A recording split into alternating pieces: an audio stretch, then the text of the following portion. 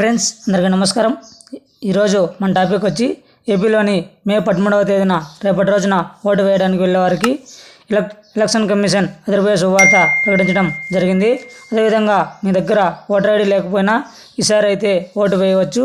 అది ఏ విధంగా ఓటు వేయాలి ఈ వీడియోలో పూర్తి వివరాలు తెలుసుకుందాం. వీడియోని ఎక్కడ స్కిప్ చేయకుండా లాస్ట్ వరకు చూడండి. ఈ వీడియో మీకు నచ్చినట్లయితే ఒక లైక్ చేసుకుని కింద సబ్స్క్రైబ్ బటన్ని సబ్స్క్రైబ్ చేసుకుని దాని పక్కన బెల్ ఐకాన్ని ఆ నోటిఫికేషన్ యాక్టివేట్ చేయండి. లేట్ చేయకుండా టాపిక్లోకి వెళ్ళిపోదాం. ఏపీలోని మనకు మే 13వ తేదీన పోలింగ్ నిర్వహిస్తున్నారు. అయితే ఓటింగ్ జరుగుతుంది.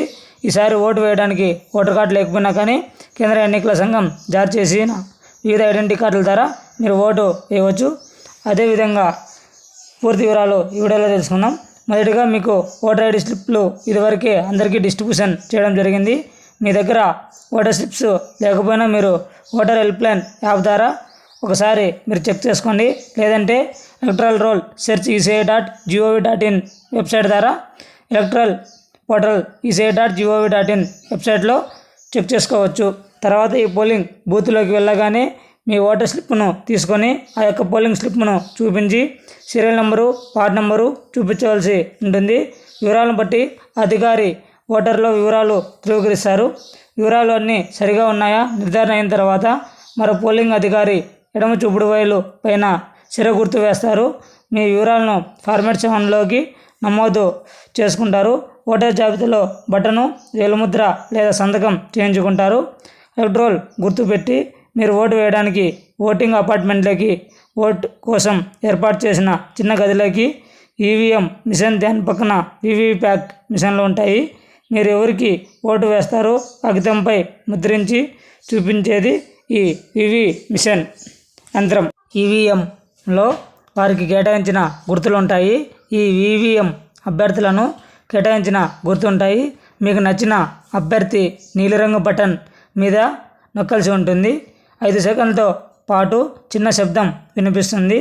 ఈ బీప్ సౌండ్ వస్తేనే ఓటు నమోదు అవునట్లు లెక్క. ఆ వెంటనే వీవీప్యాట్ మిషన్లో గ్రీన్ కలర్ లైటింగ్ పడుతుంది.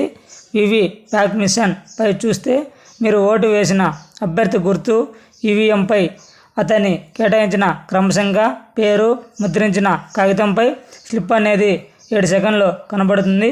7 సెకండ్ల తర్వాత ఈ స్లిప్ బాక్స్లోకి పడిపోతుంది. ఈ విధంగా అసెంబ్లీ, పార్లమెంటు 2 ఈవీఎంల పై బటన్ నొక్కి వేయవలసి ఉంటుంది. బీప్ సౌండ్ వస్తేనే మనం ఓటు వేసినట్లు లెక్క. పడిందో లేదో ఈవీఎం మిషన్ చెక్ చేసుకోండి ఒకసారి. క్యూలో నిలబడే ముందు ఓటర్ కార్డు ఎన్నికల సంఘానికి గుర్తించి ఉంటాయి.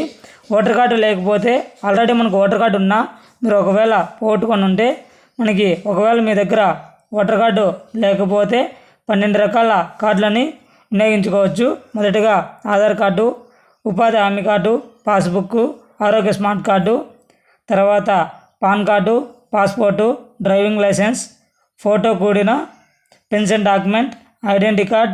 ఎంప్లాయీ ఎవరైనా జాబ్ చేస్తుంటారు కదా, ఆ ఐడెంటిటీ కార్డు ఉన్నా మీరు ఓటు వేయవచ్చు.